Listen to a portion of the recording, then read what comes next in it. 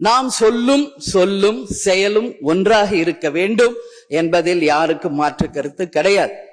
வரலாற்று சிறப்புமிக்க இந்த அவையில இன்றைக்கு பெரும்பான்மையை நிரூபிக்க வேண்டிய தருணத்தில் முதல் முறையாக மனவேதனையோடு நான் பதிய வைக்கிறேன்.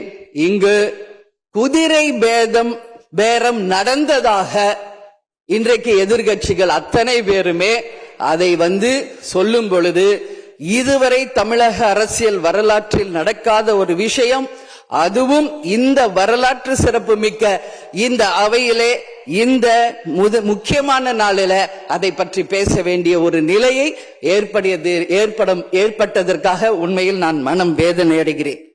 அதே போல முதலமைச்சர் அன்னைக்கு சொன்னாரு, இங்க முகமூடி யாரும் செல்ல வேண்டிய அவசியம் இல்லை, அனைவருக்கும் ஒரு வெளிப்படையான ஆட்சிதான் செய்வோம் என்று. அப்படி இருக்கையில் முதல்வர் அவர்களை சந்திக்க யார் முகத்தை மூடிக்கொண்டு அன்று வாகனத்தில் சென்றார்கள் என்பதை நிச்சயமாக மக்களுக்கு தெரியப்படுத்த வேண்டும் என்பதை இந்த நேரத்திலே நான் கேட்டுக்கொள்கிறேன். ஏன்னா அதற்கு காரணம் குதிரை பேரம் என்றால் இதைவிட ஒரு தலைகுனிவு இந்த வரலாற்று சிறப்புமிக்க அவையில் எதுவுமே கிடையாது. நிச்சயம் முதல்வர் அதற்கு பதில் சொல்வார் என்று நான் எதிர்பார்க்கிறேன்.